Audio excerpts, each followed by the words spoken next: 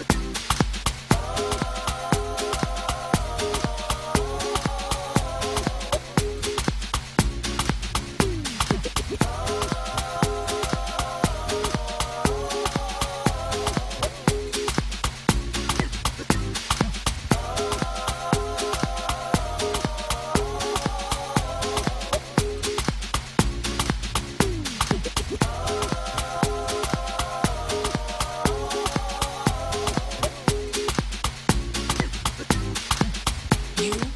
are my reflection. So all that I have to say must penetrate. You are my reflection. There's no other way to communicate. You are all I need to survive. You help to sustain my life. I don't know what I would do without you. 'Cause if I don't breathe, you don't exist.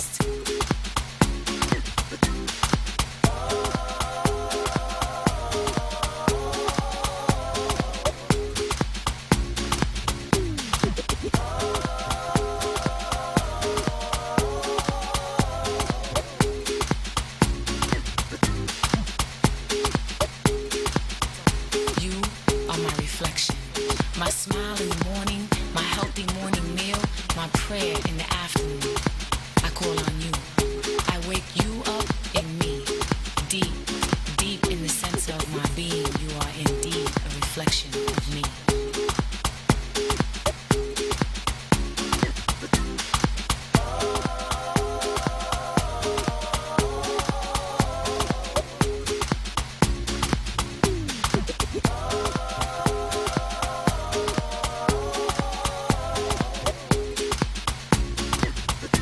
You are my reflection. With you, I have no fear. With you, there's nothing I can't bear. You are my weapon against enemies. Sometimes people think I'm crazy because with you, I see no boundaries. A no-limit soldier. A woman who's bear fruit and named him after you. Love with you is real. I have no doubt. 'Cause every time I speak, I always think of you. I think of your eyes.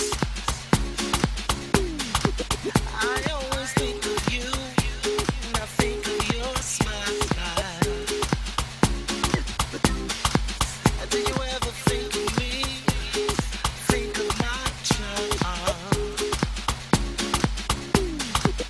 I always dream of you, being in your arms.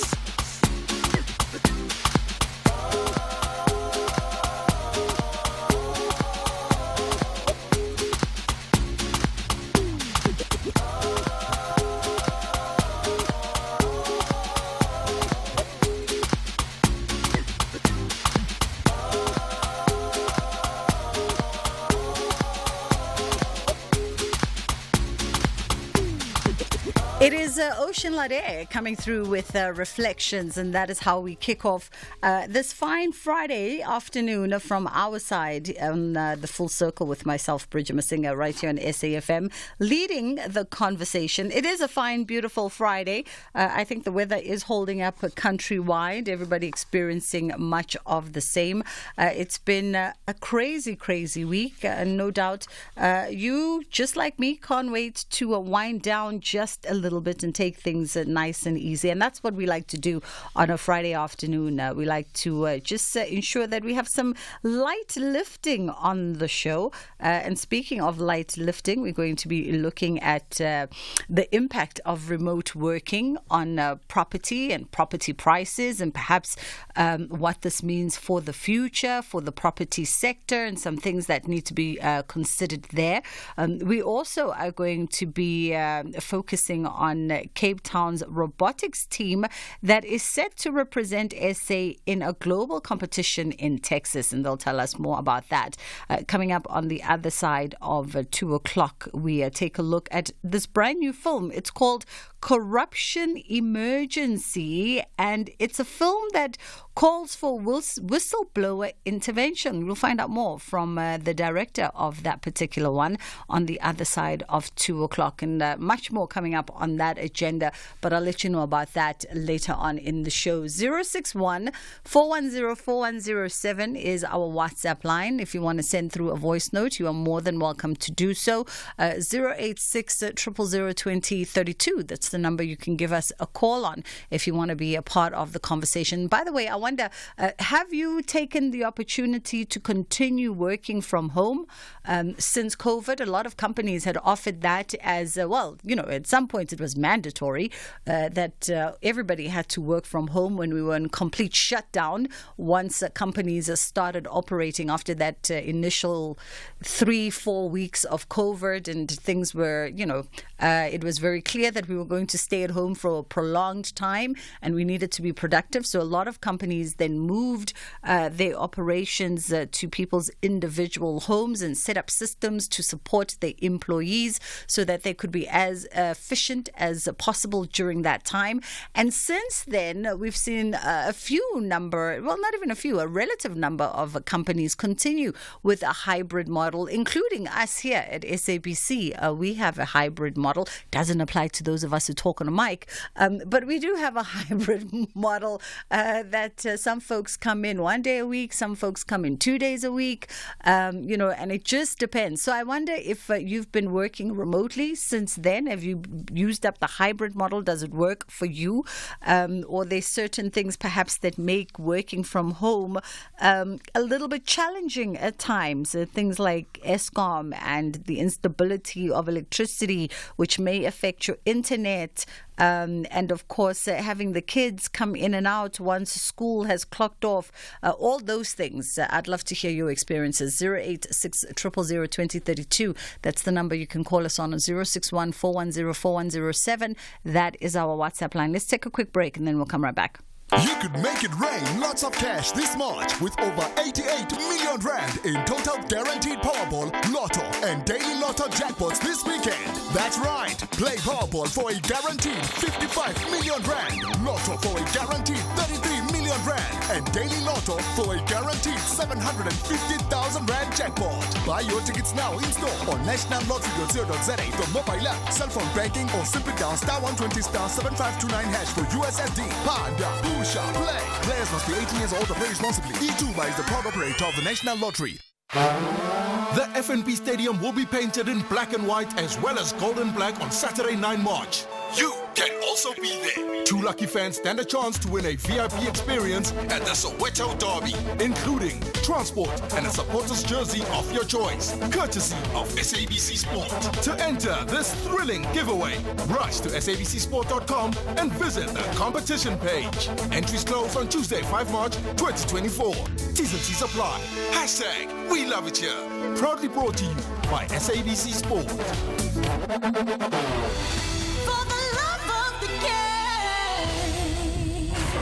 Arts, culture, and robust conversations with Bridget Masinga. We are in conversation now with Richard Hardy, who's the founder and owner of Hardy Property. And of course, property analysts globally, as well as banks and global estate agents, are all of the opinion that the option of working remotely is continuing its influence on the property market. And in fact, the Globe and Mail, which is a reputable news aggregator, found that more than 15% of those working from home wanted increased space for offices, and this led to a demand in larger properties. Clearly, some people somewhere out there still have money. So we thought we'll catch up with Richard Hardy and have a conversation around the impact of remote working on the property sector. How are you doing this afternoon, Richard? I'm good. Thanks ever so much. Yourself? I'm fantastic. Thank you. So, I get it from a global context. Maybe 15% of those working from home wanted increased space, I guess, for comfortability, and hence wanted larger properties. I wonder if this is applicable in the context of South Africa, given everything that we're going through right now. Yeah, I think so. I think I'd also just like to sort of hone that in potentially more towards Cape Town. But it's definitely something that we're seeing. Straight after COVID, there was just a desire from everyone to, one, change their scenery around them, but secondly, they needed more space. Never mind the working from home space, but that obviously is the main drive. Suddenly people need somewhere to work from. So that's more space. And, those people who were stuck in apartments who couldn't go anywhere, suddenly they want some sort of garden or a balcony or something. So it's about space through and through. So yeah, it's definitely a trend, and that certainly hasn't changed. And I guess, when one considers COVID and the 2 years that we had to, and a solid year, in fact, that we had to sit inside our homes and reflect a little bit, I can understand the need for people to want a change of scenery, perhaps, give themselves a little bit more breathing room, feel the grass underneath your feet. These are all very much desirables that I totally can understand. But I wonder, bigger property means, you're spending more. Do we have that kind of sort of flexibility, financial flexibility right now? But, okay, so think about this. In COVID, people saved money. I guess. So they came out of COVID, they weren't going to restaurants, they weren't buying cars, they weren't going on holiday, all of those luxuries. So they were all saving money. And so they came out of COVID with this huge desire to change the surroundings, go on holiday, buy a new car. So that's one. And then if you now think about all of these people working from home, they're not spending money on petrol. That's a huge thing. So that the sort of travel costs, you're not buying, and even little costs that add up. You're not buying that coffee every day, and you're not buying that lunch from the Food Lovers or whatever. You're not spending that money. So instantly you're saving money. So then that gets to, I think, the point where you're going, potentially about rental prices as well. Yeah. They've got more disposable income, and they are willing to spend more on the place that they are spending more time in, because it's no longer you're just coming home to something in the evening and the weekend.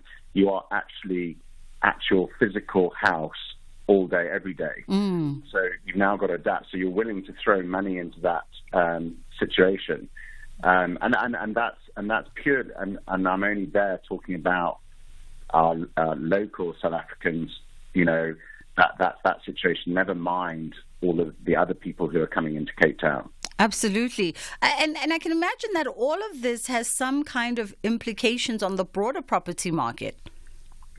No, absolutely. I mean, we've got a situation at the moment where we have got a serious lack of stock, and so demand is outstripping supply in sales and in rentals. Sales for the majority of stock, and again, I'm gonna make this key to Cape Town.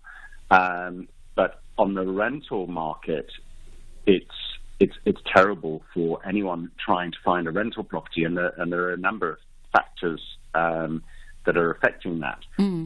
We've got, and also anyone who's renting at the moment, they don't dare move because they're worried about finding something, and they're also worried that they're going to have to pay like another 15% on top of what they're paying now. So, they're renewing their lease and they're staying where they are.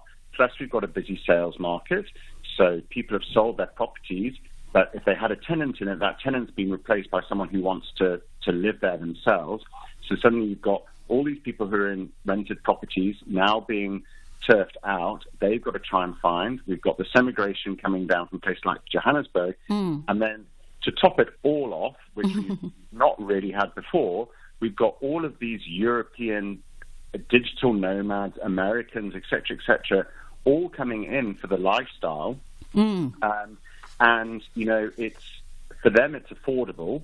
They're pushing our prices up. The majority of them are pushing our prices up. Yeah. So for them, it's great. They can come here, live the lifestyle, move around, rent, et cetera, et cetera. And, of course, the other huge explosion is Airbnb properties. So that's the other thing, is that all of these long-term properties have been moved onto the short-term market because you can make so much more money. And so, again, the stock has just dried up. Yeah, and I mean, that's a conversation that must be explored at a different time. The sort of explosion of short-term lease properties by way of Airbnb in Cape Town. My goodness, every new apartment development is 80-90% Airbnb'd. And not to mention, as you speak about global nomads, I had a little internal chuckle because I've been seeing this is external marketing drive by people on social media, largely Americans and Europeans talking about breaking down the cost of living in South Africa, exactly as you're saying, how affordable it is. I almost want to shut all of them down because they are pricing us out of the market. No, look, I've literally just picked up a whole load of family from the UK, and they come here and you're talking about things and you convert and they go, no, that can't be right. That's only £2.50, or that's 50p, or they're converting all the time, and they just go, but that's so silly, and it's so cheap. So so it's such a great lifestyle. And look, we always pump the lifestyle here, but it's almost now, the whole world has found the lifestyle in Cape Town. I mean, I've just been to the airport twice, and it's Qatar, it's Emirates, it's Virgin, it's British Airways, it's Lufthansa, there's another German airline. It's just they're flocking in. And whilst we're on Cape Town, I've also picked up that there's been a lot of professional migration into Cape Town, particularly also by this category of people who are working remotely or working hybridly. What's influenced that? Because we're also seeing a lot of that, like a lot of domestic professional migration, people coming from Joburg, Durban, and finding their way into Cape Town. Well, it's the same reason. It's why,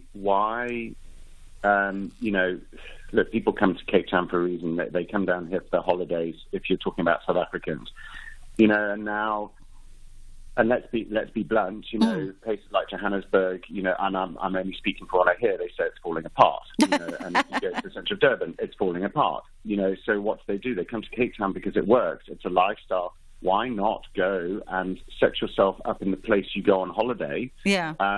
Permanently. Why not? Yeah. And we're also seeing, if you look at it, take like CTICC, a huge amount of companies are now bringing their companies down to CTICC and places like that for their conferences and not in Johannesburg. So you've got all of that business coming here as well. I mean, the list is kind of endless at the moment. It's fascinating how we suddenly were like on the map. I mean, I will admit that we're not without our issues and problems here in Joburg, but we're not all the way completely falling apart. No, I know that, and that's why I said I'm not saying it for myself. It's just for what I get told, and it's just like, and there's a reason why it's just everyone's like, no, we're coming down to Cape Town. But at the same time, this is just an interesting point. There is a point where prices get to a point where it's attractive for people. And I have met quite a lot of people who come down here and actually they go, no, thanks. We're now going back. Yeah. So, there is a lot of that. And that's another point as well is quite interestingly, I'm seeing a lot of emigration. So there's a lot of South Africans who are in places like the UK who are coming back because the grass is actually not greener on the other side.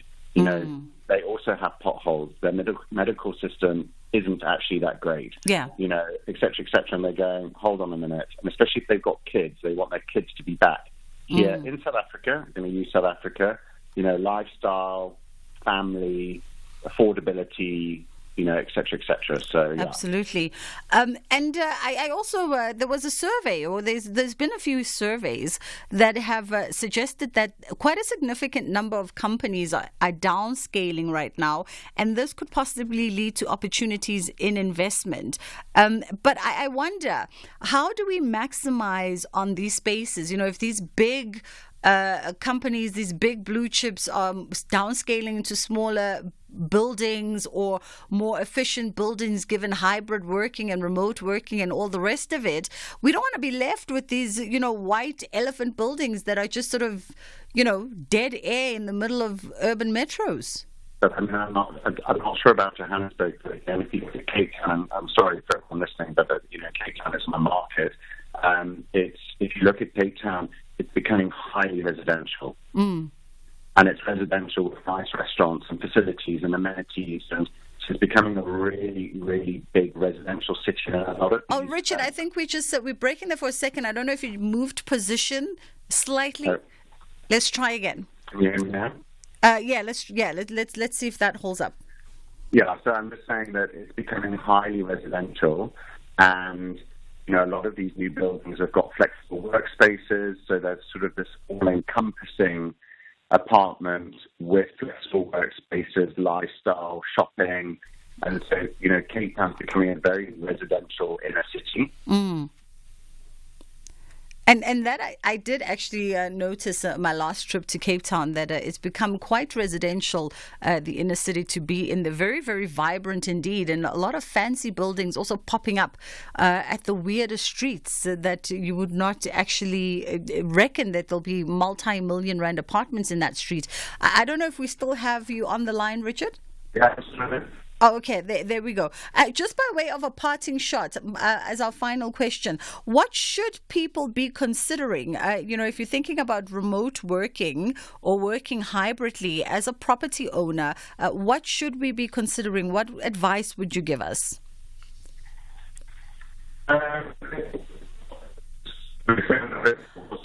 Oh no, we've lost. The line has completely given up. It's so unfortunate. But I think we got the gist of the conversation. The line completely giving up on us right there as we wrapped up our chat with Richard Hardy, who's the founder and owner of Hardy Properties. And I wonder if, remote work, professional remote working situations are things that you would consider or that you are currently doing and you are enjoying it. A lot of people are enjoying working from home.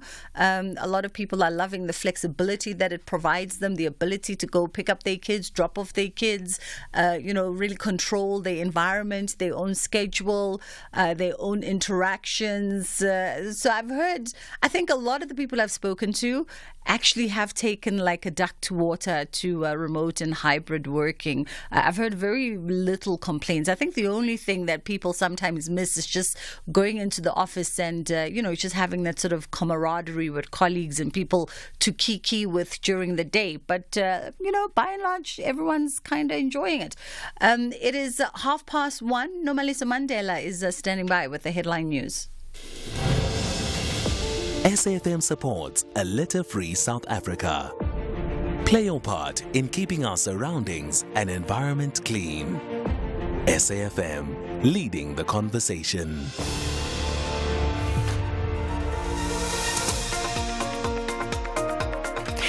Thank you, Bridget. And in the headlines, the leader of #Unite Behind, Ahmed Kathrada, says a month suspension given to the Deputy Minister of Small Business Development, Dipuo Peters, is not justice.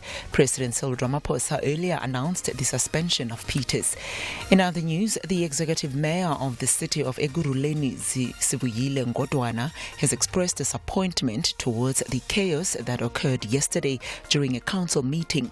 The meeting was for political parties to debate and pass a motion of no confidence against him. And supporters of the late Russia's opposition politician Alexei Navalny are gathering outside a Moscow church despite a large police deployment there. I'll be back with more details on these and other stories at the top of the hour. You're listening to Bridget Masinga on SAFM. It is the Full Circle with myself, Bridget Masinga, on SAFM this afternoon as we now shift focus a little bit and talk all things technology with a Cape Town robotics team that is set to represent SA in a global competition out in Texas. They say things are bigger and better in Texas. We've got Greg Buckle, who is the Tex Band coach, joining me now. How are you doing, Greg? I'm doing well, Bridget. Thank you. Fantastic. All right, let's talk about this excitement.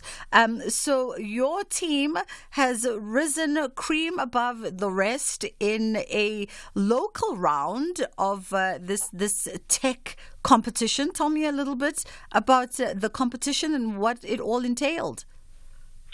Yes, it's called the First Tech Challenge. It's run by a global robotics kind of education organization called First, and it's their mid-level competition where the robots have to be built out of sort of real-world components. Mm-hmm. So it's motors, mechanical things, gears, slides, 3D printed, custom designed parts. So it's got quite a technical level of skill that's required from the high school kids who participate. And the focus is this game. So it's robotics as a sport rather than just a hobby.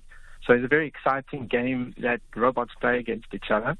And that's part of what generates the enthusiasm and also makes it a global competition. So all the teams in the different countries around the world who participate, and there's many of them, maybe more than 7,000 teams globally, are all building a robot to compete in exactly the same game and then trying to make it out the regional and the national competitions to get this world championship invite. Oh, I see. So we're building actual, real, tangible robots. I'm thinking Transformers type vibes. And then we are competing in sort of a robots game, a robotics like game off, the Olympics of robotics. Yes, that's exactly it. Now they're not humanoid robots. They're on wheels, but they do have autonomous functions. And I think that's what's so interesting, that these kids have to learn to program and use sensors at a level if they really want to do well. Where the robot has 30 seconds on the field, so it's like a 3x3 meter field, and it's got these tasks. If it can perform these tasks using its own vision, interpreting what the camera is seeing, what distant sensors are seeing, then they score a whole lot of points for being able to run their robot like a drone almost, autonomously. So it's on wheels. It's, if it drove over you, it would do some damage, but it's a non-destructive game. You can bump into the other robots, but we're not trying to destroy things like Battle Bots. I mean, it sounds like a whole gaggle of fun. Now, tell me this, Greg. Your team comprises of learners ages 12 till 17, but they don't come from the same school. They come from various schools, right? Yes, they do. A wide variety and different locations as well. We've got one as far as Simonstown, one in Grabouw, and two who are farming or are in a farm in Robertson, and the rest of us in Cape Town, kind of main Cape Town. So that has been interesting to compose and learn to work virtually at a distance and organize meetings. It's occurred to me as the kind of years have gone by that these kids are learning real life work skills. They'll know how to work from home in a virtual team by the time they hit the workforce. Now, how do you go about finding, the different team members, or how do the different team members come together? And I can imagine that working remotely when you're building something that's tangible and that requires so much input and sort of at times maybe even on all hands on deck skill must be an interesting challenge. Yeah, it has been. It's what we have is, I think, enthusiasm breeds enthusiasm. So the team started a few years ago, just small. My son is extremely enthusiastic about robotics, and as parents, you get dragged into things that your kids are doing. But as people have added, the news travels, and we've had done a lot of outreach to actually expose other people to, robotics is fun. This is what it is. It's exciting, and you can do it. To inspire that confidence in kids who see it, think, "Wow, this is interesting," but actually there's a ladder for them to get started. So last year we ran what we called a kind of a apprentice boot camp. So we invited kids who had expressed an interest to come do a bit of training in mechanical systems, a little bit of coding, a little bit of 3D design and 3D printing, and that allowed them to assess their interest, but also us to look in on them and say, is this person really enthusiastic? Can they follow through and actually deliver when they're asked to do a task? Do they have some aptitude or the potential to develop skill? So that's filled the 12, 13, 14-year-old band of our team is actually new inductees or rookies. And then the senior team members who've had a few years' experience, they can pass on skills and experience. Yeah. Now, in terms of, just keeping the momentum going and keeping you guys able to build these robots and keep challenging yourself, I know that the competition, as you said, is powered by First Tech. But for you guys as the team, are you supported by anybody? Is it a parental contribution thing? How do we make sure that we keep this going and get in more rookies as the years go? Yeah, that's good. Sustainability has been something we've been trying to build over time, and to move away from parents sort of paying a fee, because that then makes it inaccessible for different people. So we've had some companies support us in different ways over time. It is a real challenge to grow that, and I think the coverage, like us being able to talk to you, is helpful just to get this. This is an exciting way to educate and grow tech kids that are going to drive our economy in the future. Please come help.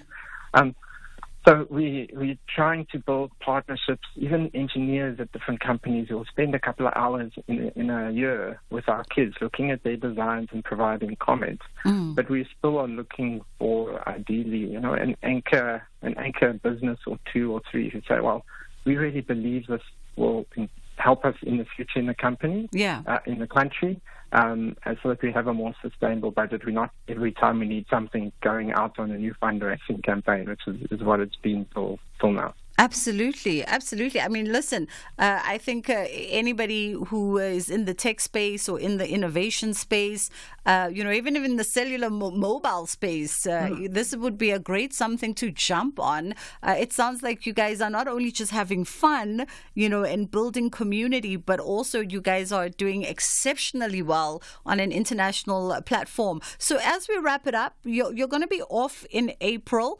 And you guys are going to be in Houston, Texas for the first championship. Now, this is like the global stage. Global stage, indeed. Apparently, it's like 40,000 or so spectators that come. Sure. And there's the big, tech companies whose names you would recognize. They are sponsoring teams left, right, and center. I think that's a country like Romania or the US. A lot of the teams have sponsors who provide a facility, a budget to these teams. So that's been integrated into the kind of the schools and the learning culture in those countries.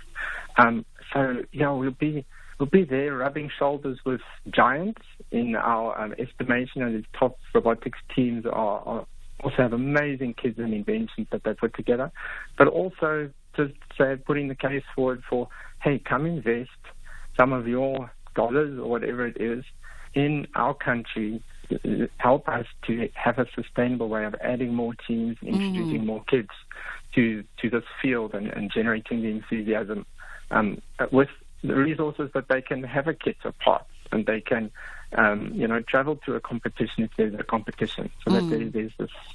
So it's part of our mission. We're going, to try and win some awards and be globally competitive. Our robot is really top class this year. But also we've got an eye to say, can we foster some of these international inputs into our country by being there and building connections. Fantastic stuff. Listen, Greg, all the best of luck to you and your TechSpand team. That was Greg Buckle. He's the TechSpand coach.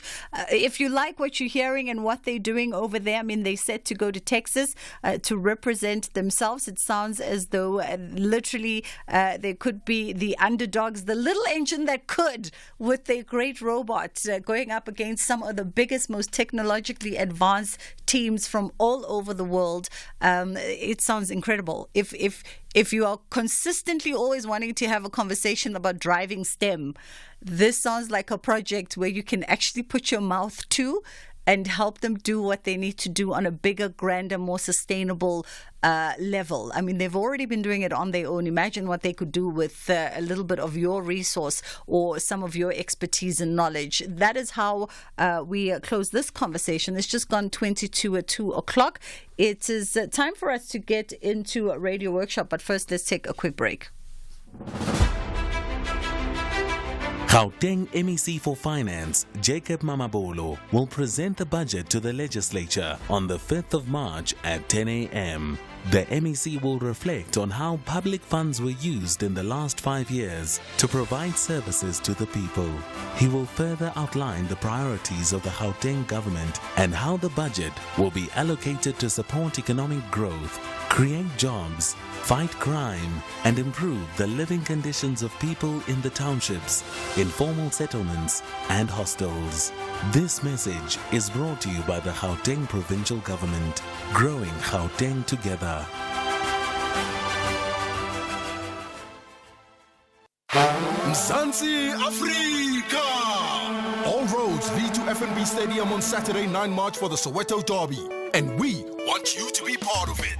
SABC Sport and Vodacom are giving you a chance to win your share of 30 double tickets. That's not all. As a Buccaneer or Gossi fan, you can also win double jerseys of Orlando Pirates or Kaizer Chiefs for you and your friend. To enter this exhilarating giveaway, head over to sabcsport.com and visit the competition page. Entries close on Tuesday, 5 March 2024. T's and C's apply. Hashtag We Love It Here. Proudly brought to you by SABC Sport. For the love of the game. The Full Circle with Bridget Masinga. Monday to Friday, 1 to 3 p.m.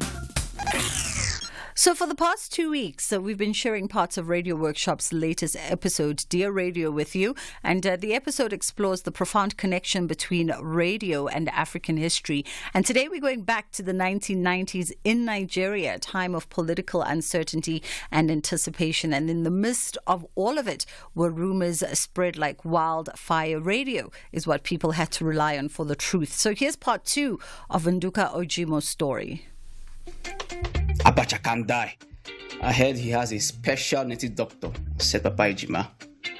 I heard it was a coup, said another. On and on the discussion went.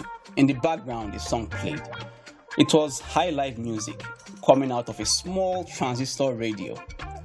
Radio Rivers 2 was the only radio station we had in Port Harcourt at that time, and it was government owned.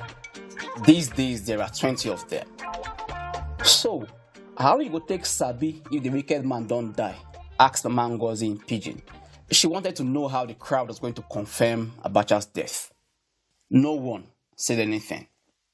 If not true, BBC go carry am, said my father. Nduka, bring my radio. So I went in, climbed on the dining chair, and picked up my father's radio from his place on the top of the shelf. My mother was inside. She gave me side eye for being outside after she told me not to. But she didn't stop me. I turned the knob as I took the radio out. The red light flickered on, and I extended the antenna. The crowd parted as I brought the radio forward. I could have been carrying a prize trophy or a poison chalice, hope or despair. I handed it over to my father, who began fiddling with a few knobs as he drew the radio close to his ear.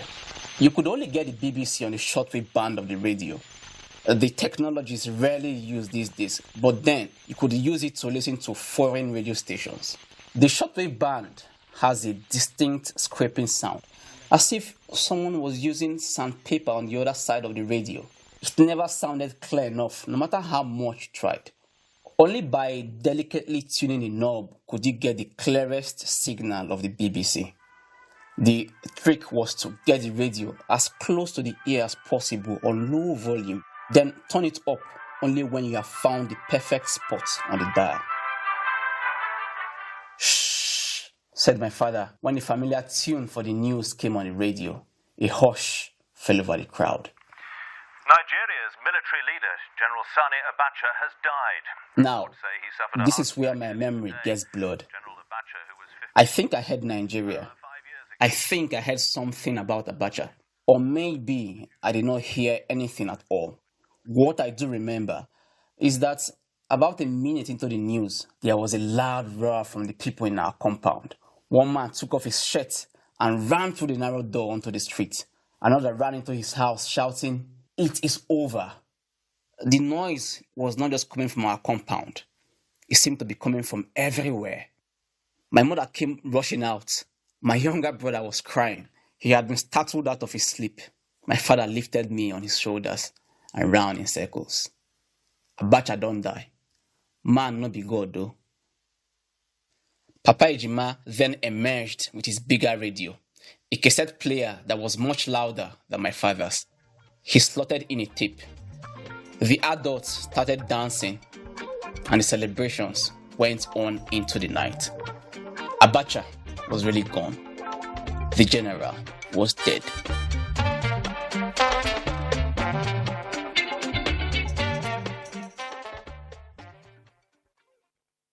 Listening to Nduga Ojimo's story reminds me, radio and African history go hand in hand. Think back to 1994, the Rwandan genocide.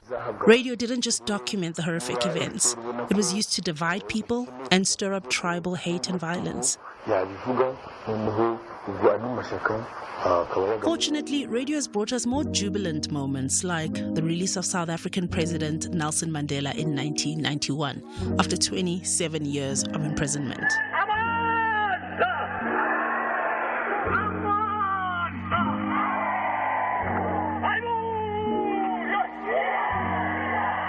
These radio moments have been etched in the collective memory of many Africans.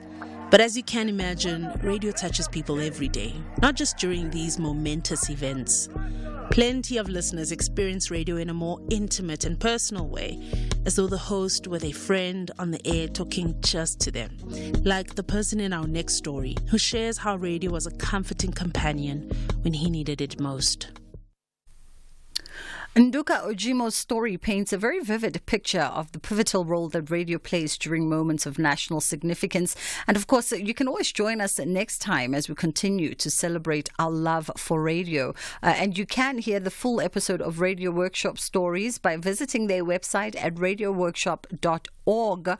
I'll repeat that again because some of you last week did ask. It's radioworkshop.org, or you can search for Radio Workshop on your preferred podcast platform. It's fast approaching 10 to 2 o'clock as we get ready for Kids Corner. And remember, by the way, that you can live stream the show. We are live streaming on all of our social media platforms. So if you're on X, on Facebook, as well as on Instagram, you can definitely find us there. Just search our hashtag, or rather our handle at SAFM Radio, and you can have a live stream coming directly from the studio. Kids Corner is coming up in just a few seconds. Get South Africa's best adventure SUV. The new Ford Everest Sport 2-liter auto bi-turbo 4x2, now from only $14,499 per month with no deposit. With 20-inch alloy wheels and black exterior accents. Get the new Ford Everest Sport at your nearest Ford dealer today. T&Cs apply. Pyramids FC trust their secret plan will trouble their Mauritanian visitors. But FC Nwadibu say they have traveled with the correct tools to rearrange the pyramids. This is the CAF Champions League. Do not miss out on Africa's beautiful game. Pyramids FC versus FC Nwadibu on Saturday 2 March at 3 p.m. Live on SABC Sport on DTT Channel 4. Also available on SABC Plus and SABCSport.com. Hashtag We Love It Here. Proudly brought to you by SABC Sport.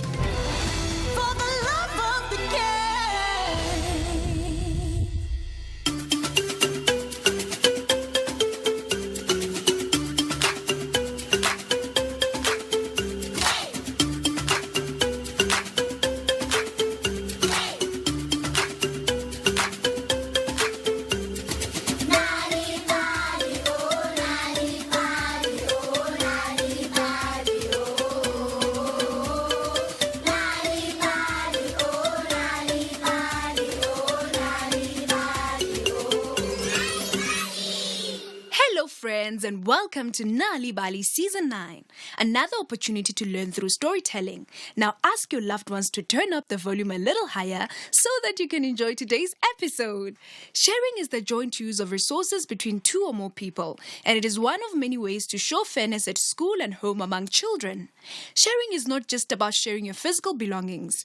It's not just about those favorite blogs or your doll. Sharing is also about sharing your time, turns, and yourself. You need to learn to share so that you can make and keep friends, play cooperatively, take turns, negotiate, and cope with disappointment. Sharing teaches you about compromise and fairness. You also learn that if you give a little to others, you can get some of what you want too. But before we listen to today's story called The Boy Who Wanted More, written by Bradley Pulse, let's get up and dance!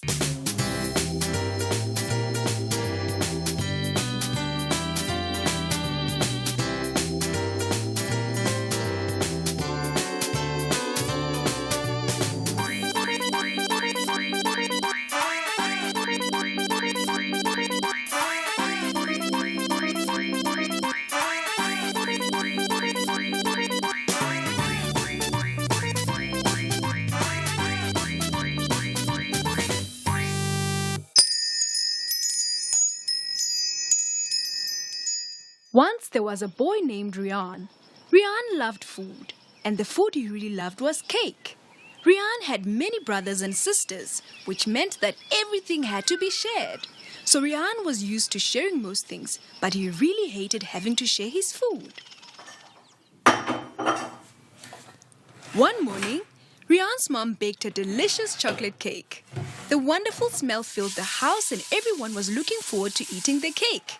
When it was ready, Mom called out, "Come everyone, it's time for cake."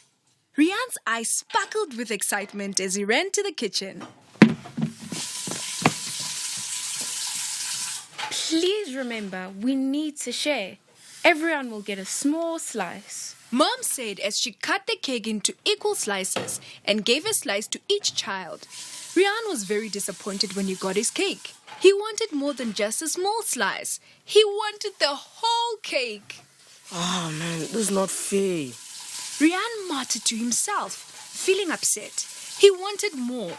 He wanted his slice to be bigger. Then he remembered all the inventions his dad had in the garage. Maybe he could find something there to make his slice of cake bigger. In the garage, Rian searched through all his dad's tools and inventions. There were tools he recognized, like wrenches and screwdrivers, but there were also strange-looking machines. He didn't know what they did.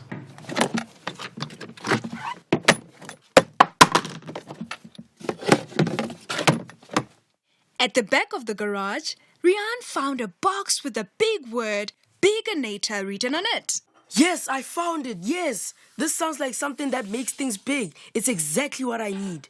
Said Rian. In the box, he found a machine that looked like a giant egg beater with a spiral wire poking out of it. It had buttons and dials and a big red trigger to switch it on. Rian eagerly rushed back to the kitchen with a Biganator in his hand. He aimed it at the slice of cake and pressed the big red trigger. A bright beam of light shot out and hit the slice. Rian giggled with joy. Soon he would have more cake, a giant slice of cake just for him. But something strange happened. The cake didn't get bigger. Instead, a little ant in front of the cake got bigger and bigger until it was tall as Rian. Hey, what's going on? The surprised ant said, its antenna waving this and that. Rian stared in amazement. I'm so sorry. I was trying to make the cake bigger, not you. The ant's eyes lit up. Did you say cake? Ants love cake. Before Rian could react, the ant scooped up the slice of cake and began to eat it. No, don't do that. Stop it. But that's my cake. Rian protested angrily. The ant quietly ate the cake until all that was left was a single crumb. Rian could hardly believe his eyes. You ate my cake. Well, I didn't eat it just for me. It's for my ant colony. We work together, and when we find something delicious, we take it back to the nest to share with everyone. The ant replied.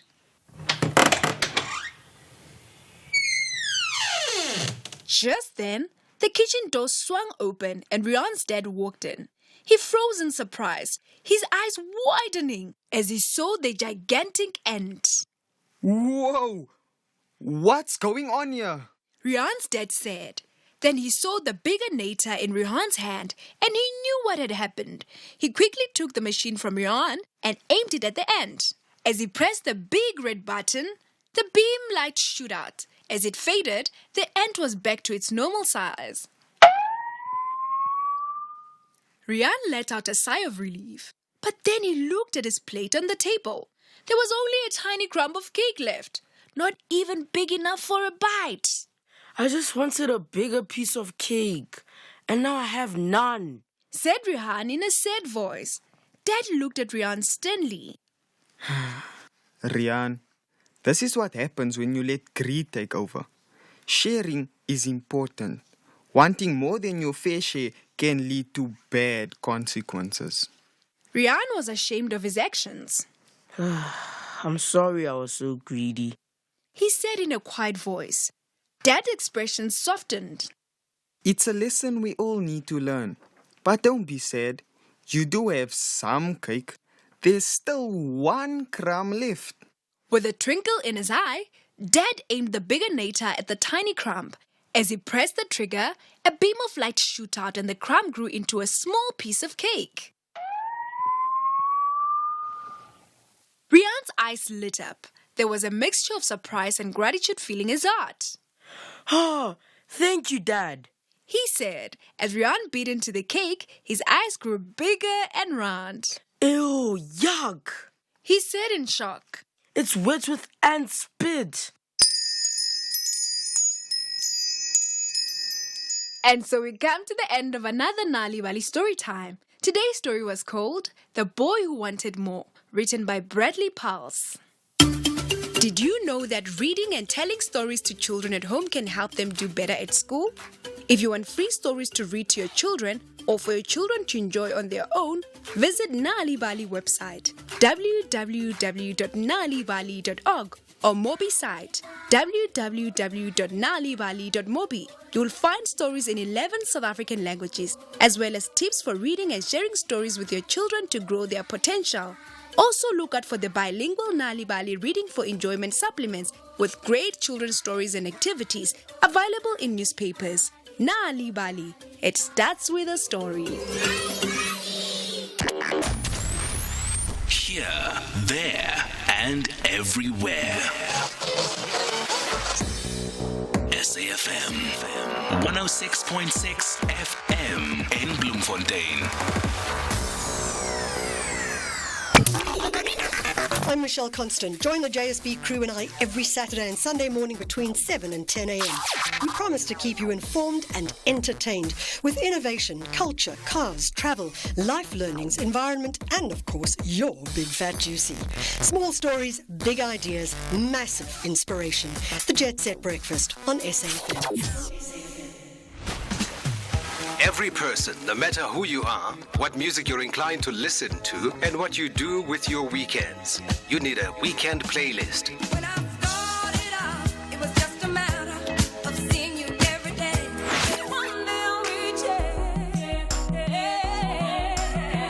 It's that musical mix of music that accompanies the lazy weekends, whether catching up with friends and family or just taking some time to reflect.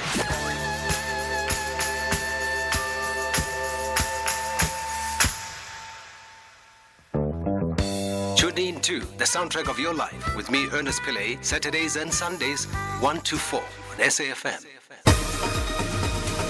Independent and impartial. This is SAFM News. Top stories this hour. Unite Behind says Peters' month suspension not enough, and supporters gather for Russia's Alexei Navalny's funeral. Good afternoon.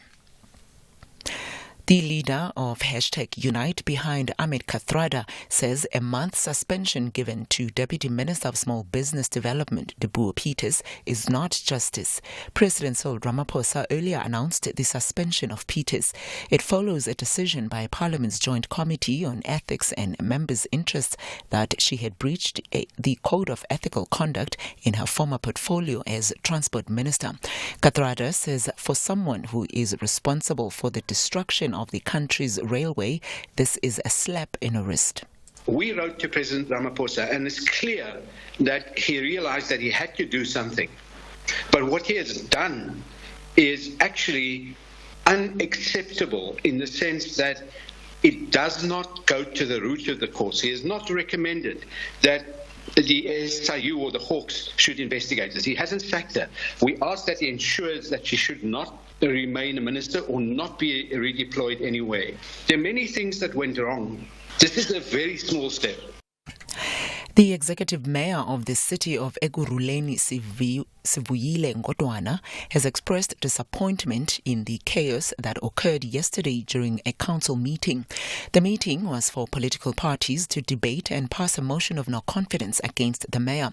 It was adjourned after a physical altercation broke out between EFF and ANC members. Ngotwana says he did not have a problem with the motion as he believes in taking accountability. There was no need for that. We needed to sit down, debate, then we resolve on the outcome of the motion. If the motion carries, there was no problem also. But what happened yesterday, it was so shocking, and it's not something that should happen into that house, because we are representing the resident. When the residents see those things, they will think that we are putting our interest first before them. The KwaZulu-Natal Department of Cooperative Governance has found that allegations of nepotism and corruption against Umgeni Mayor Chris Pappas, levelled at the end of last year, were unfounded. A former DA member of the legislature alleged that Pappas, who is also the DA's premier candidate in the upcoming elections, improperly made money available to a community tourism organization at Howick. The organization was headed by Pappas's former partner Jean-Pierre Prinsloo.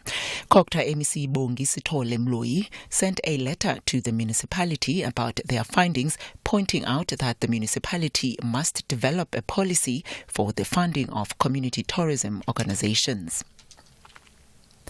The Western Cape MEC of Police Oversight and Community Safety, Regan Allen, says he is worried that the search for the Grade 1 learner Jocelyn Smith from Saldanha Bay on the West Coast has been politicized. He says the focus should remain on the search for the 7-year-old girl who went missing about 2 weeks ago. And supporters of the late Russia's opposition politician Alexei Navalny are gathering outside a Moscow church despite a large police deployment there, as the funeral service is due to take place shortly. Navalny's death 2 weeks ago in an Arctic prison prompted accusations that President Putin was responsible, but the Kremlin has denied this. The BBC's Stephen Rosenberg has the details. I think the last thing the Kremlin wants is for today's events, the funeral ceremony and then the burial, to become a big public outpouring of support for a man, a politician who was a staunch critic of Vladimir Putin. I can confirm the heavy police presence. We drove the route from the church to the cemetery, where Mr. Navalny will be laid to rest later. Again, lots of police along that route, police vehicles, metal barriers, so unclear what is going to happen later. And recapping our top story this hour, the leader of #Unite Behind, Ahmed Kathrada, says a month suspension given to the Deputy Minister of Small Business Development, Dipuo Peters, is not justice. President Cyril Ramaphosa earlier announced Peters' suspension. I'll be back with the headlines at the bottom of the hour. For SFM News, I am Nomalizo Mandela. The Full Circle with Bridget Masinga, Monday to Friday, 1 to 3 p.m. A problem shared is a problem half solved. Don't ignore mental health, emotional wellness, gender-based violence, HIV/AIDS, adherence to chronic medication, the COVID-19 pandemic, and various other challenges. Let us help you and your loved ones. Contact Lifeline South Africa toll-free numbers on your mobile phone, 0800 012 322 or 0800 150 150. Alternatively, WhatsApp 084 922 8808. Lifeline South Africa, mental and emotional health for all. This is an SABC-supported initiative. ES Tunis is adamant a win is non-negotiable in front of their home fans against the Sudanese Giants. Meanwhile, Al Hilal is inspired that the best conclusion of the group stage is to triumph on foreign ground. This is the CAF Champions League. Witness Africa's beautiful game. ES Tunis clashes with Al Hilal on Saturday 2 March at 9 p.m. Live on SABC Sport on TTT Channel 4. Also available on SABC Plus and SABCSport.com. #We love it here. Proudly brought to you by SABC Sport.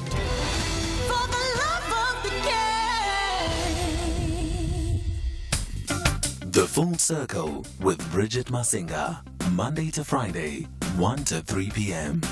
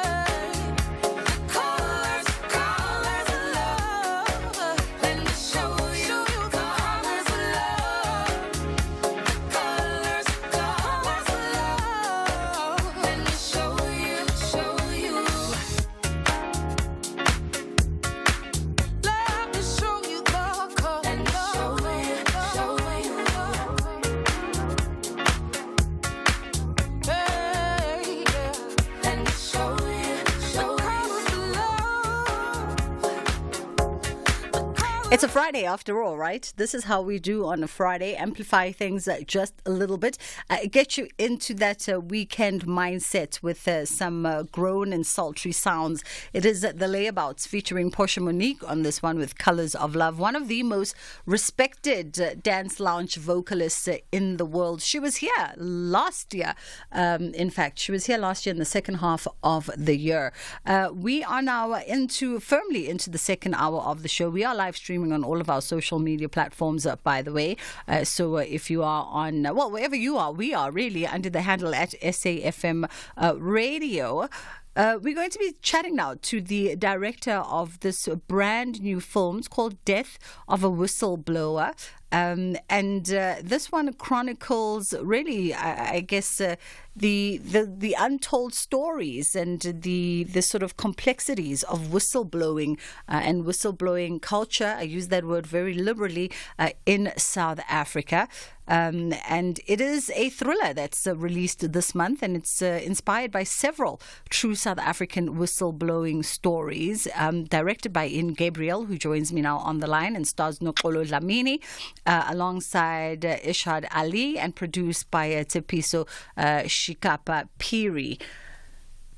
How are you doing this afternoon, Ian? Hi, Bridget. Great to be with you. Thank you so much. It's only a pleasure. Thank you for taking the time. Much appreciated.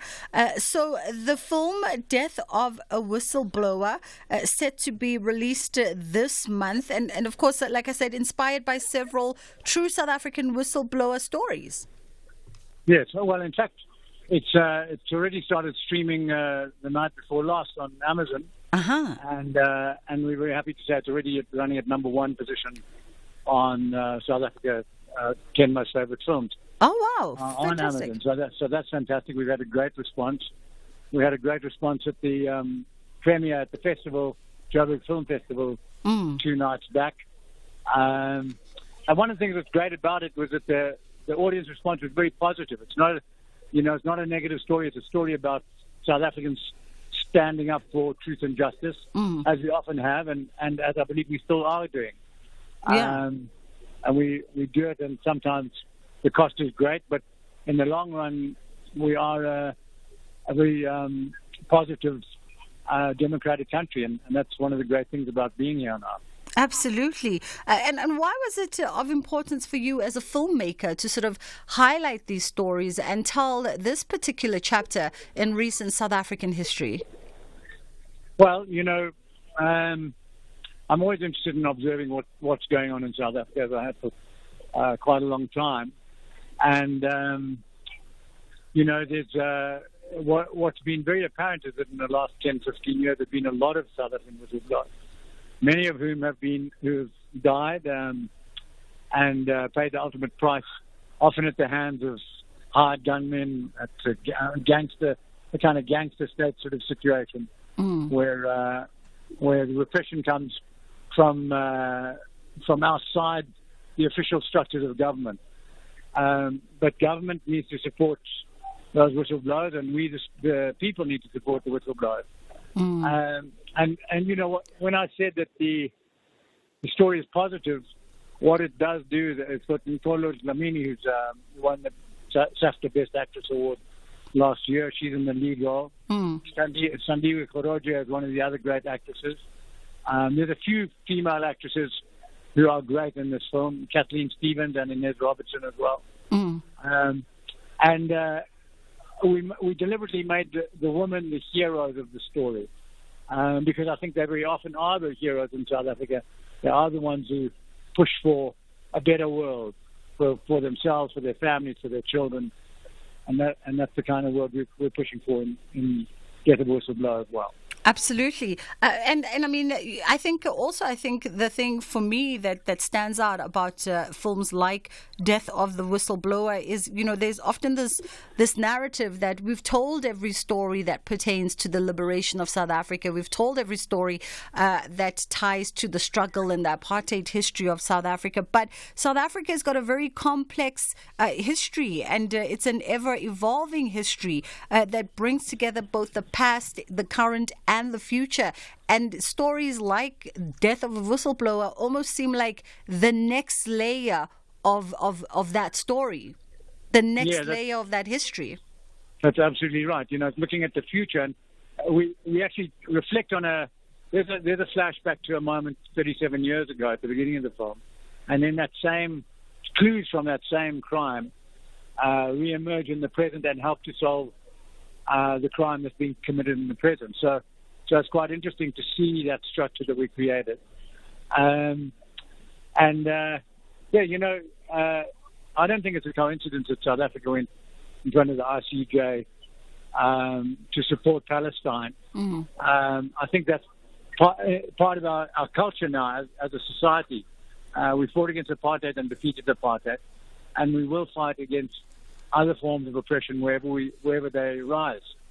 That's part of our job as people who have been freed. Absolutely. The South African Human Rights Commission says that whistleblowing is very much an essential weapon in our fight against corruption. Perhaps the single most important obstacle to us as South Africans is achieving the status that it needs to achieve as a moral rainbow nation. And today we are in conversation with film director Ian Gabriel. That film, Death of a Whistleblower, has premiered. When making a piece like this, Ian, I presume it requires a different kind of sensibilities because you're also dealing with people's real life traumatic events and some of them very fresh to recent memory. Yes, absolutely, and I think you've got to be very respectful of that because it is real people's lives. We did our research very thoroughly so that we could weave a fictional story through a lot of touch points that are factual about South African activities here and in the rest of Africa, about weapons sales outside of South Africa and so on. And it was very important to always treat the story of the whistleblowers with respect because they were our inspiration and they remain our inspiration. At the end of the film, we in fact put up the name of 5 of the whistleblowers and just cover a little bit about what each of them did, and also join them to the story of journalists the world over. There's a great number of journalists in the world who are suffering forms of oppression now as a result of this kind of manufactured reality that has become a fashionable element of life in the 2020s. So truth and justice, the way it's really seen, needs to be continually focused on and defined over and over again. Well, would you say there's an appetite for these kinds of stories to be told right now? I mean, yesterday we were speaking to another incredible documentarian filmmaker, Envis Samuels, whose film Truth Be Told also debuted yesterday. And it charts the South African truth and reconciliation journey. And I wonder, are we at that point where, we want to reckon with our histories, both past and present, as a society? Do we now have that appetite to do that by utilizing mediums such as film and storytelling? Yes, I think South Africans are very keen to hear about their own stories. We have a huge number of stories that have yet to be told. So we're as filmmakers, we're sort of picking and working at these stories as we get to them. And the audiences are very, very keen to hear them.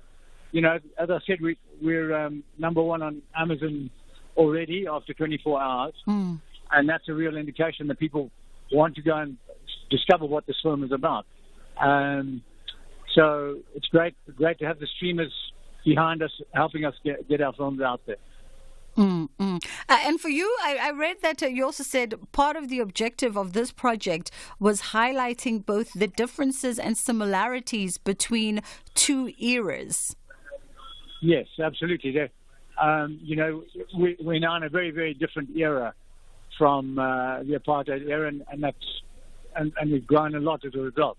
But we still need to be very focused on revealing the truth on whistleblowing against injustices, on whistleblowing against gender violence, against ways that corruption creep into our society. We do need to whistleblow against those things in order to make our freedom, what we fought for in 1994, make it really realized now in 2024. From a film sort of a film business or the business of making film, is there support from the relative bodies and of course the industry to document stories such as this? Because as you said, it's done incredibly well for a number of reasons, and yet we don't see that many come into production. Well, we spent quite a bit of time designing and constructing this film. Our cast is incredible. We've got 7 or 8 or 9 fantastic actors, and each one of them, as they come to the fore in the film, they really take over and express the idea of the film very clearly. So I think I owe a lot to our actors, because people really want to see the caliber of actors we've got. And people have commented on the fact that it's a very strong international-looking film, and I take that as being a kind of a compliment. So we're very pleased, and also,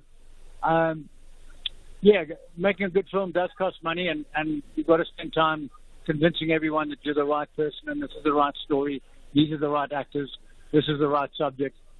All of that takes time, and it must take time so that you make sure you've got something good to deliver at the end of the day. And with it taking so much time and so much resource, is there resource available to filmmakers? Yes, I would say so. The streamers have made screening a little bit easier. There's the national bodies that are making some contributions as well, and then it requires a certain, the distributors and so on are also playing ball, and we need to have individual financial contributions as well, which are hard to come by, but are possible within our society, and also within movements abroad.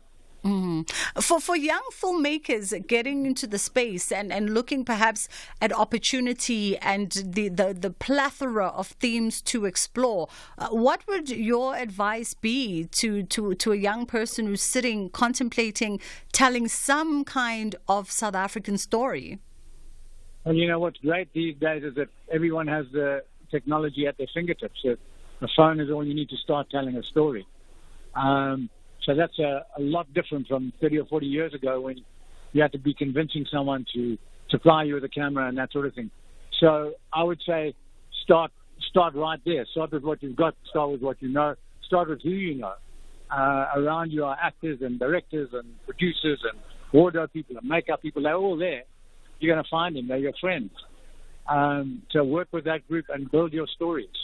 And it grows from there. I think you've got to build from the inside out. You can't stand there sort of saying, oh, well, we need support from somebody else. If you build enough support for yourself, you will get the bigger support from elsewhere as you get better. There's also, a lovely sort of moment to witness, I think, in recent years, just looking at South African filmmakers and the different stories that they're telling, and also the courage to tell these different stories. Yes, absolutely. There have been some great examples in the recent past. Yeah. Ian, thank you so much for the time. Wait, before I let you go, so I know that Death of a Whistleblower, as you said, is doing incredibly well on Amazon. It did debut as part of the schedule for the Joburg Film Festival. Is there any other sort of platforms on the pipeline that we should be looking out for, where we can get to see it? Well, it's screening at the Joburg Film Festival on Sunday at the Zone, I think, and so that's a chance to see it on the big screen. It's on Amazon. It's going to go into ETV in 3 or 4 months, I believe. So that'll give it a wider audience as well. And we're still negotiating rights beyond South Africa, so we have to get into theatres, and it may even get a theatrical run in South Africa. I hope it does, because I think there's a different group of people who will always go to the theatre and not necessarily screen. So we're trying to put it out everywhere. Awesome stuff. Ian Gabriel, thank you so much for the time. That was Ian Gabriel. He is a film director, and that particular piece of work is out, Death of a Whistleblower, and it deliberately bridges events from the past and links them to events in the future, starring Nokolo Dlamini, who's really just taken over our screens, and every character she inhibits, it's so intoxicating, alongside Ishad Ali, and produced by Tepiso Shikapa Piri from Kai, and that's Known Artist Entertainment in partnership with EVOD. As you heard, it is going to be flighting on Sunday as part of the Joburg Film Festival schedule. So if you can, get yourself to a Cinema Nouveau if you happen to be in Johannesburg and get a ticket for that one. Otherwise, it has started also streaming on Amazon, as we've heard, and then it is set to come on to, of course, E at some point in time. So definitely a compelling story. Definitely something that I think would be worth the watch and taking it all in. This coupled with our conversation that we had yesterday as well with Enver Samuels, Truth Be Told, and that is a 6-part docu-series. Remember, if you missed that conversation, it's a 6-part docu-series that puts South Africa's truth and reconciliation process under the spotlight by telling 6 different stories of 6 different individuals and families that engaged and interacted with the TRC process, and some really compelling real-life stories coming out of that particular docu-series as well. If I remember correctly, Enver saying that the first flight is going to be on SABC3, so it's going to be TXing on SABC3 on next week Sunday. Yes. No, was it next week Sunday or next week Monday? I'll just double check with my team. But yeah, it's going to be flighting on S3 in the coming week. It's either Sunday or Monday. It was Monday, next week Monday, at 9 o'clock. That was the time for that one. Also sounding like really stories that need to be told. I'm loving this direction that South African filmmakers are taking. It just shows you that we have so many stories, so many layers, and so many themes still to explore. I know sometimes, we jump on microphones and people will quickly jump on social media and talk about how they've had enough and we've exhausted every apartheid story ever told, every liberation theme ever explored, but really we haven't. Because, if you take a look at these 2 projects, Death of a Whistleblower and Truth Be Told, these all intertwine back to, our history, our dark history with apartheid. They all tie back to our need to finding peace and going through all those emotional processes. And it's stories and themes that we've not yet explored, right? Very current and very new and very relevant to the news headlines that we see on a day-to-day basis. And so if you can find time in your schedule to really just take all of this in over the next coming months, there's definitely, I think, there's some substance to be had. It's fast approaching 2:30, and then on the other side of 2:30, we're going to be putting the spotlights on an arts, a spotlight on an arts exhibition that is happening at the Javed Arts Centre at the University of Pretoria, and they are closing off a program that they initiated a while ago with an arts exhibition. We're going to catch up with them, and then we're also going to be looking at stuff in the literary world with 21 new unique works that are being published. We'll find out more about that on the other side of 2, closer to the second, closer to 2:45, we'll be having that conversation. As you can hear, we're not having full access today. We were supposed to have an international guest in studio, but his schedule did not allow for him to mosey on over to SABC, and he's in the country for the film festival, and we're anticipating him in studio today. So we had to reprogram ourselves at the 11th hour, but this is what happens when you work with a dynamic team. They have the capability of doing exactly that. Let's take a quick break, and then we come back with Nomalizo Mandela into the headline news.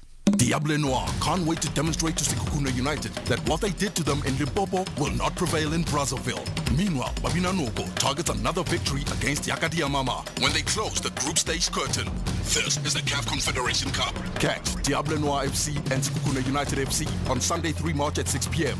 Live on SABC Sport on DTT Channel 4. Also available on SABC Plus and SABCSport.com. Hashtag We Love It Here. Proudly brought to you by SABC Sport.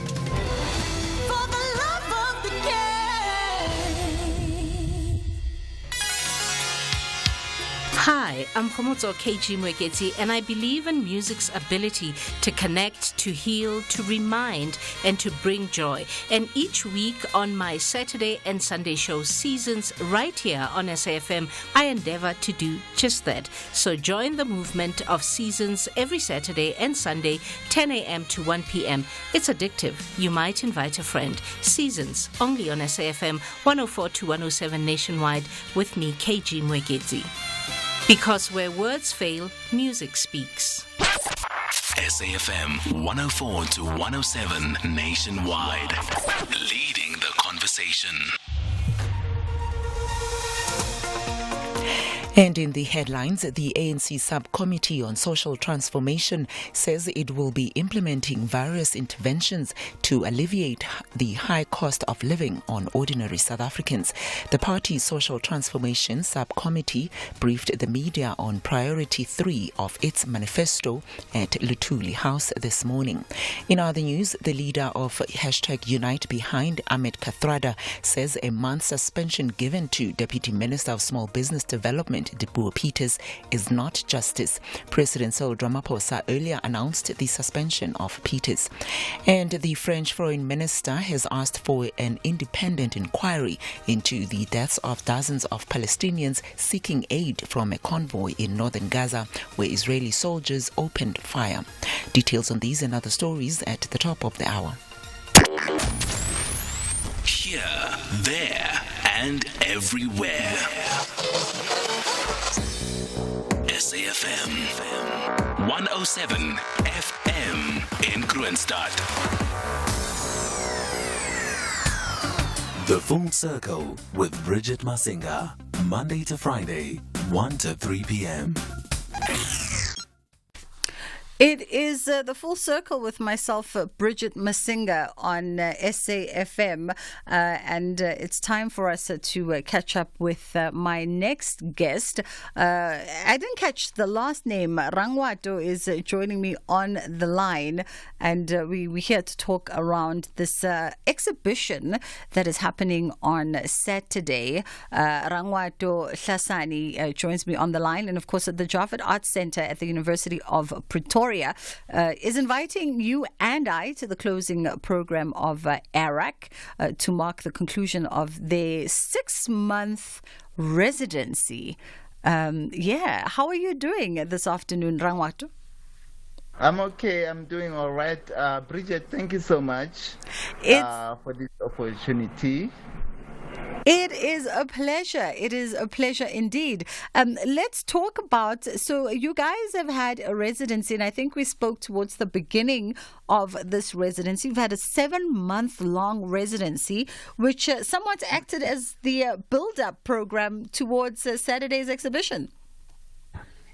Absolutely.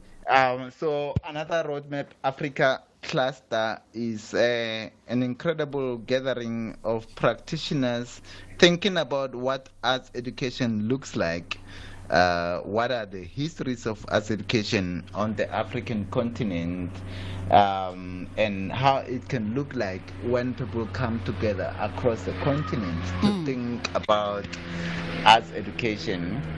And the residency at the Javed Arts Centre at UP has been a very important moment to bring together those kind of thinkings as well as doing.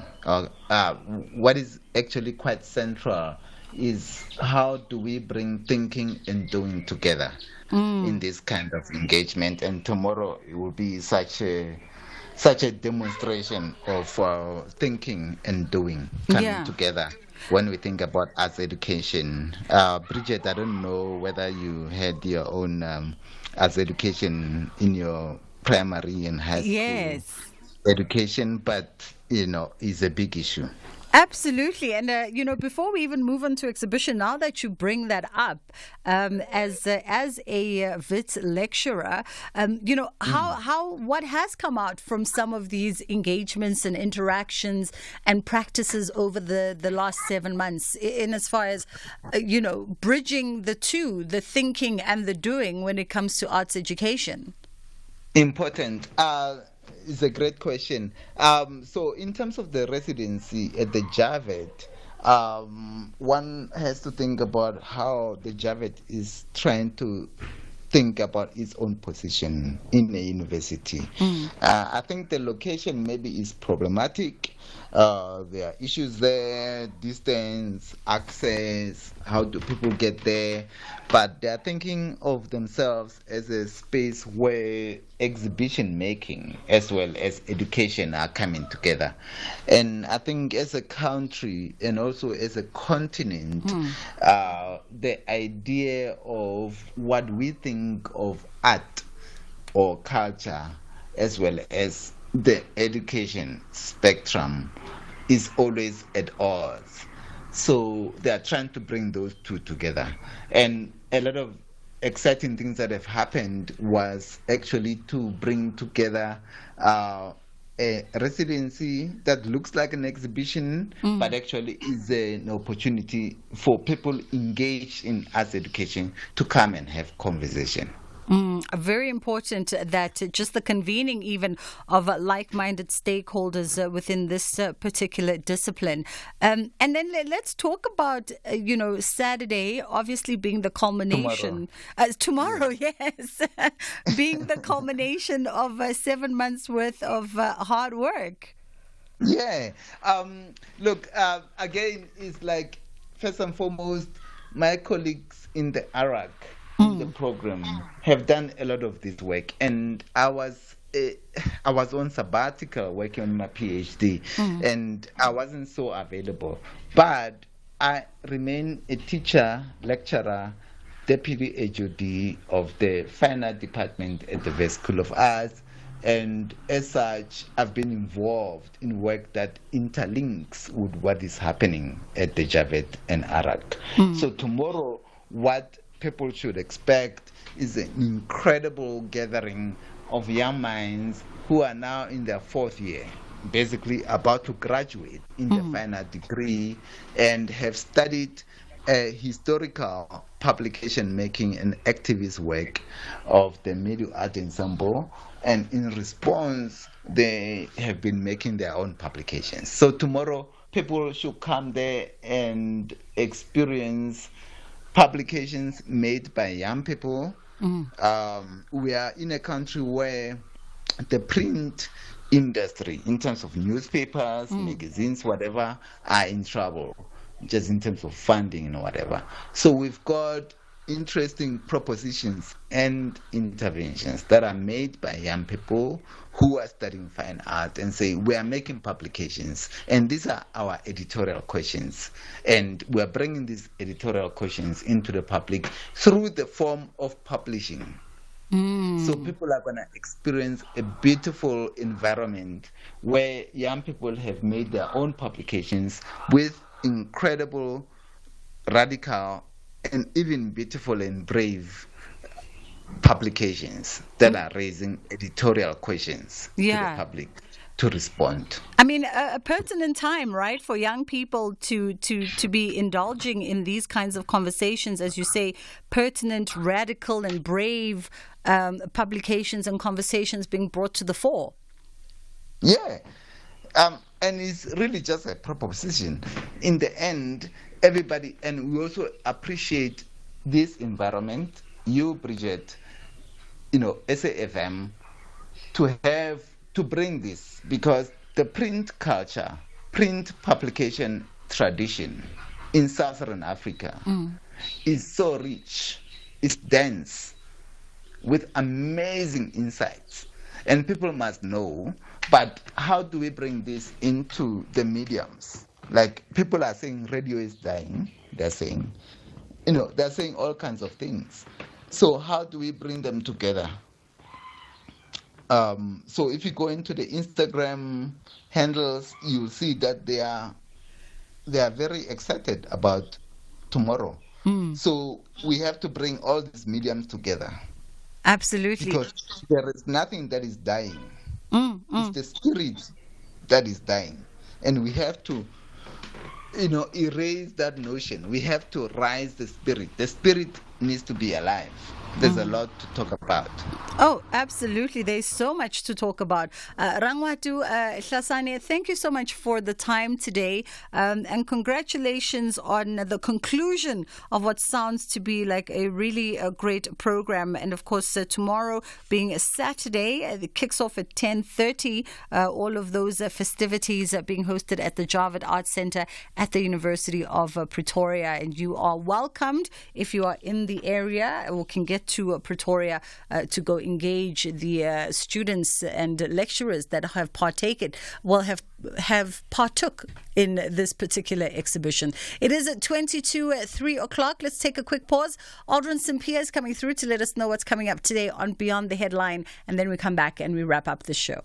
Two champions will collide as EFC returns live this Thursday. Watch the first title defense of flyweight sensation Gift the Day Walker against the current bantamweight title holder, the legendary Nkazimulu King Shaka Zulu. All hail King Shaka! Who aims to join teammate Dricus du Plessis and once more being a two-division champion of Africa. EFC 111 live this Thursday. Watch it on SABC Sport Channel on DTT Channel 4 from 7 p.m. Brought to you by SABC Sport.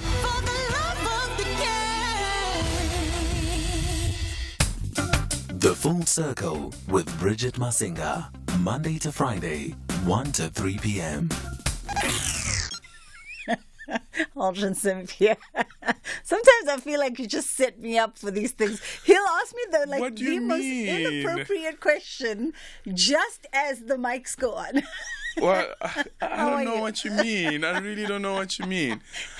I love you. How are you? And then plead innocence here. I really don't know what she means. I'm good. How are you? I'm well. Fantastic. What's coming up today? So coming up on the show this afternoon, we revisit the story of the bill that was adopted in Uganda, in Ghana rather, and now of course waiting the signature of Ghana's president, Nana Akufo-Addo, and this is on the anti-homosexual rights bill.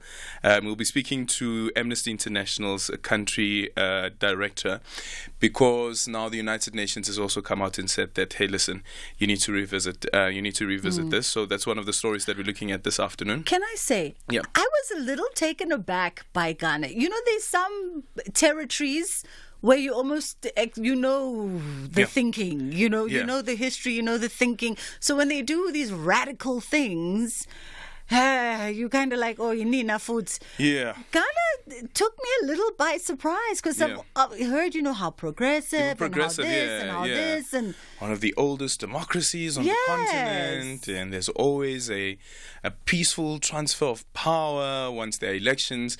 And now you have this. But guess it happens. It happens. Just feel sad that every time that you have to fight for your identity, and I guess there are some listeners as well who will call in and tell you that Ghana is right to do what it does, and we must respect their sovereignty. Anyway, also coming up on the show this afternoon, we look at the business practitioner for Mango Airlines confirming that Ubuntu Air Service has been named as the preferred bidder interested in purchasing out of Commission Airlines, and this is in relation to Mango. And remember, the other issue is with the Minister of Public Enterprise, who's now appealing to the Supreme Court of Appeal because the High Court had said that he must make a decision within 30 days. I think that order was handed down late last year, that he must make a decision within 30 days. The decision wasn't taken, and he eventually said he wants to appeal. We're still waiting to see whether the Supreme Court of Appeal will actually accept his late application and grant him condonation. But this has been an ongoing thing and an ongoing concern that has been raised even by the business practitioner as well. And then another story that we're looking at this afternoon is change starts now. Okay. You know, the it's too many political movement, organization that intended to register as a political party for the upcoming elections, led by Roger Jardine. Oh, yes. They've pulled out. Yes. So we'll be speaking to Roger Jardine to tell us why exactly they decided to pull out. They say in the statement that they've decided to support other political parties, and also the concern is around the Constitutional Court order, really, considering the issues that have been raised by independent candidates as well. Yeah. But did we not have this conversation last week where I like specifically asked you that when people decide to run or form political parties and political bodies with barely 6 months to go for you to start contesting. And we've heard all these, whether you're talking to the DA, the EFF, the ANC, whoever, all the ones that have been at this for a while, they'll all tell you that it's no child's play. It's difficult, this thing. Very, very difficult. So you can't just roll over, sleep, difficult. And then decide. I think also the other thing is like with Roger Jardine, because it comes from comes from the banking sector, and also the experience that he had as the CEO of Prime Media, the monetary support would possibly galvanize the type of electorate that they are targeting. However, that is not enough, because also we live in a country where politics is also attached to the popularity of the leader of the party. Of course, yes. Look at, for instance, at the MK party. Bob Khumalo, who is the president of the MK party. Exactly, but Jacob Zuma. Exactly. So you need to have somebody on the political, or was part of the political party, who is known, who will be able to galvanize the support base that you require to at least get close to around 40,000 votes to secure a seat in parliament. When are you having Musi Maimani? Because now I want you to ask him as well, why did it take so long? Why himself to tell us what he wants to now contest? He wants to become president. Yes. I don't know. Maybe we'll have him on one of the and Thursdays. Why have they not joined forces with the other one? Because it seems like shared ideologies there. That's the thing that people have been raising. Why don't you guys come together, a united front, whatever, contest the election, see what happens? But and that's the other thing for me about sometimes people who feel like as individuals you can be leaders. Everyone can just everyone wants to be famous. No. It doesn't work. It doesn't work that way. And when you look at some of the pledges and the promises that are being made, you're like, but guys, this is very similar. So why don't you just come together, bring together all of your resources, all of the minds, all of the experience? Because if you speak about politics, for instance, Musi is now more experienced in politics compared to a Roger Jardine, as an example. Yes. Exactly. Very interesting. There's no family bonding today? Yes, there is. I mean, I know we are leading to election time, but how do I forget that? Bonding session this afternoon. We're going to be laughing. David Gao is my co-host. Yeah. My God. Get your laughing. Oh my God. Get your laughing, I don't know, what do they call it? Your laughing tone ready. I'm going to make sure that your gut is clean. You're going to give me 10 rand every time he goes, wow. He needs to leave that in like 1998. Alton Sampier is coming up on Beyond the Headline. You could make it rain lots of cash this March with over 88 million rand in total guaranteed Powerball, Lotto and Daily Lotto jackpots this weekend. That's right. Play Powerball for a guaranteed 55 million rand, Lotto for a guaranteed 33 million rand, and Daily Lotto for a guaranteed 750,000 rand jackpot. Buy your tickets now in store on nationallottery.co.za from mobile app, cell phone banking, or simply dial *120 *7529# for USSD. Panda, Pusha, play. Players must be 18 years old or play responsibly. E2 is the proud operator of the National Lottery. The FNB Stadium will be painted in black and white as well as gold and black on Saturday, 9 March. You can also be there. 2 lucky fans stand a chance to win a VIP experience at the Soweto Derby, including transport and a supporter's jersey of your choice, courtesy of SABC Sport.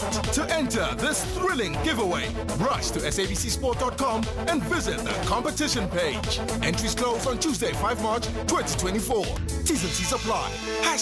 # We love it here. Proudly brought to you by SABC Sport.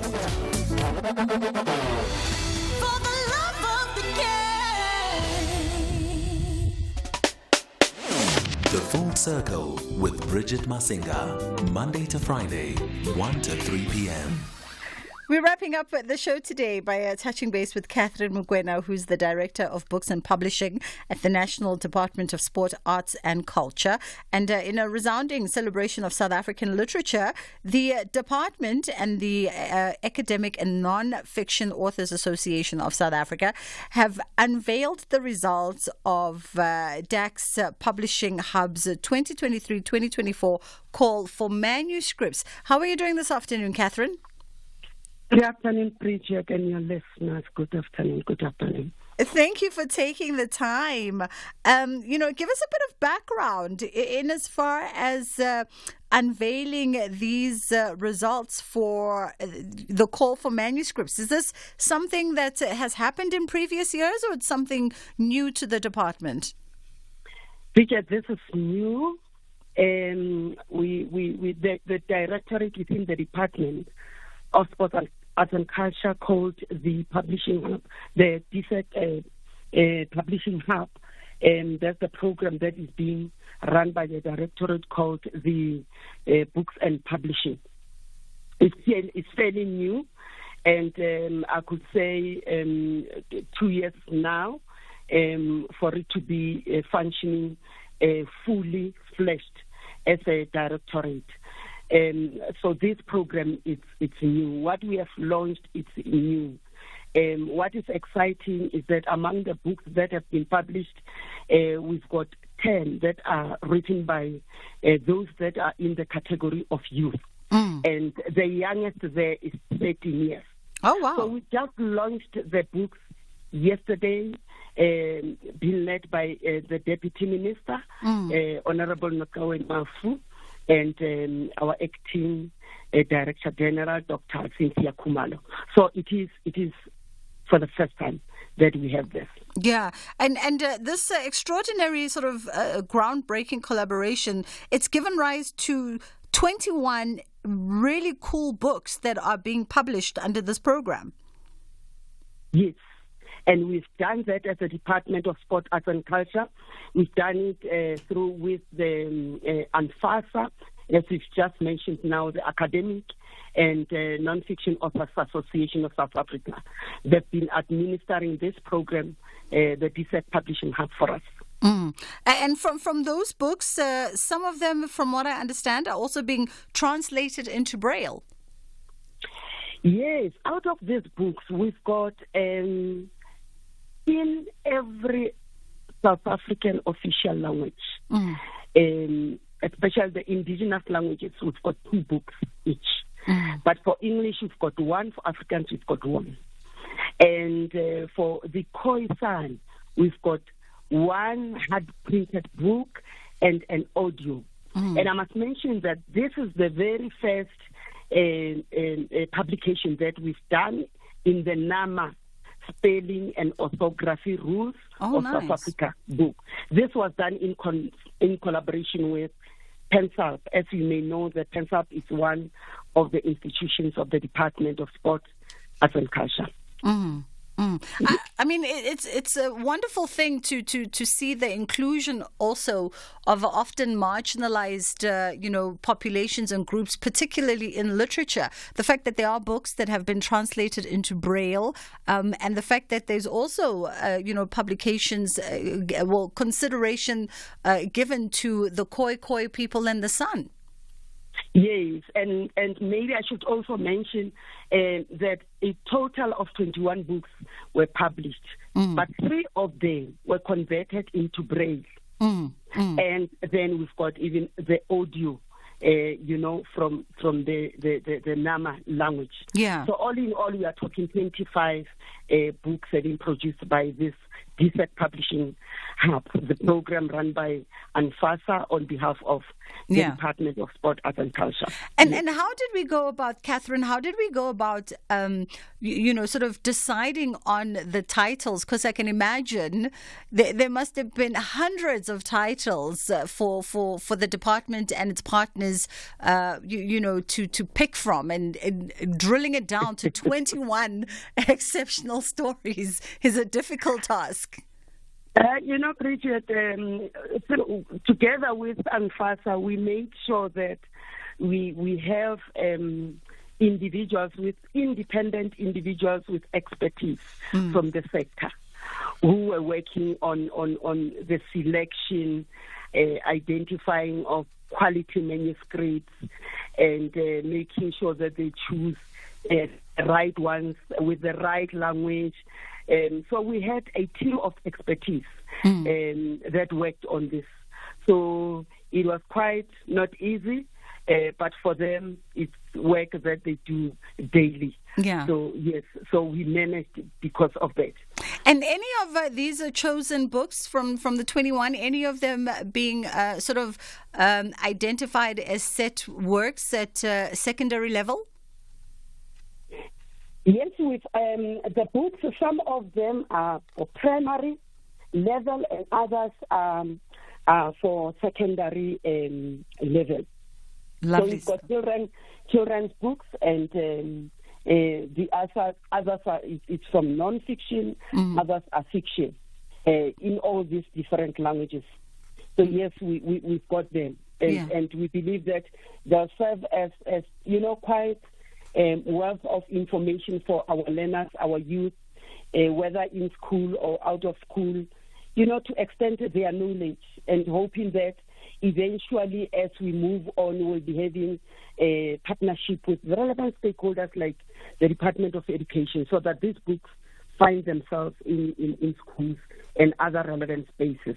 Maybe I should also mention that the Deputy Minister of the Department of Sport, Arts and Culture donated books to 4 schools. One school is from Mpumalanga and one is from Eastern Cape. 2 are from Gauteng, but in the different regions of Tshwane. So 50 books were donated for each school yesterday. It was really a very exciting experience. Lovely. Definitely the kind of endeavors that we like to see come out of our favorite department. That was Catherine Mokoena, Director of Books and Publishing at the National Department of Sport, Arts and Culture. And that is how we wrap it up this afternoon. We thank you so much for choosing to spend your lunchtime hours with us here on The Full Circle with myself, Bridget Masinga, Monday to Friday, 1 until 3 o'clock. From my team and myself, it's always a privilege and an honor to put this little show together, and we hope that you thoroughly enjoy it. If there's anything that you've missed by way of some of our conversations throughout the week, or perhaps if you want to get a reminder of some of the itineraries pertaining to the arts and culture programming that we've brought you, you can definitely feel free to log on to our podcast on safm.co.za, or you can be in contact with us on social media. You can find me on X as well as Instagram at Bridget Masinga is that handle. Have an incredible weekend ahead. Take things nice and easy, and if you happen to be traveling or perhaps on the road, part of the fun is enjoying the journey, so take your time. You'll get there when you get there. Inshallah, God willing, we get to do it again.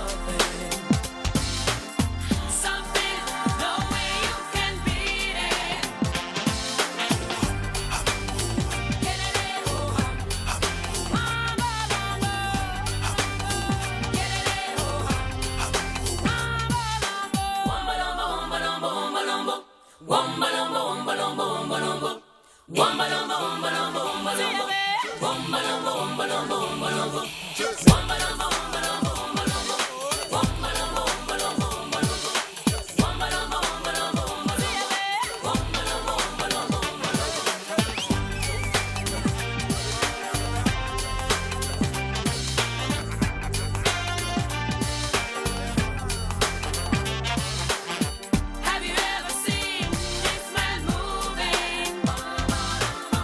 Do you think anyone else can do it?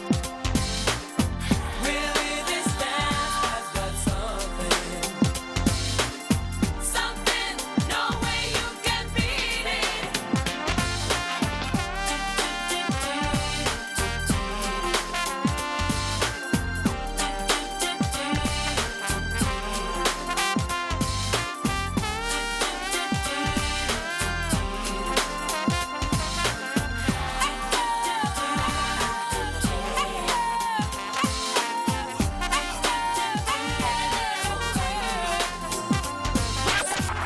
SAFM 104 to 107 nationwide. Leading the conversation. Independent and impartial. This is SAFM News.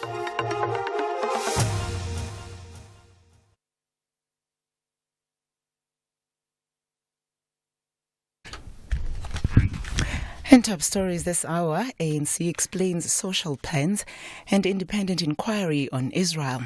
Good afternoon.